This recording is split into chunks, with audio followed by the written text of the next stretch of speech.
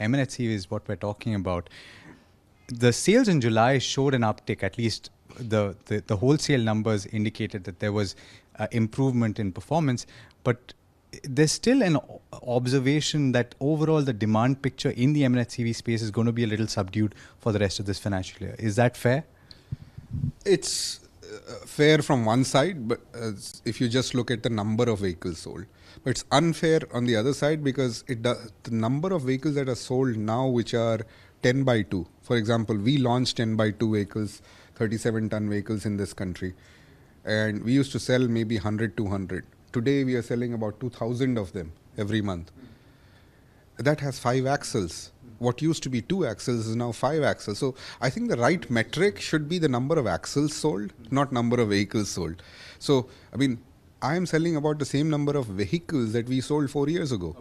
But our revenue has doubled. Our revenue has doubled. So it is substantially different in that sense. Now, the other observation, and this is being made by multiple studies that have been conducted by brokerages, and I'm going by that at this point, is that the freight operators are likely to see more pressure on the pricing side now that GST has come in. And the expectation, therefore, is that there will be pricing pressure for commercial vehicle manufacturers.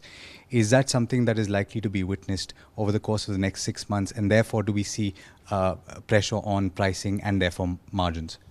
No, I think 2 parts to that. My customers are actually making more money because diesel prices have been stable and they are able to reach post-GST their destinations faster. So their utilization of the asset has actually improved. So they are making more money. There has been a margin pressure for us because we have decided we are not, and we historically the same way, we don't chase market share on the basis of price. We can't afford to do that. We are facing tremendous competition because we are the only ones in the industry with a very intelligent EGR-based solution to this BS4. Nobody else in the world has this. So everybody else is cutting us on price, even though their costs are actually higher, because EGR does not cost as much. We are not charging an unusual amount because we are the only thing. We are continuing to focus on the same margins that we had made before. But there is tremendous amount of pressure. If you see, compared to June and July, we actually dropped market share because we said we are not going to chase it. Similarly, on the state transport side, we are today at our lowest market share on state transport because that is a very low margin business and we slowly strategically exited from it. So we focused on growth despite exiting from where we used to be a leader in state transport.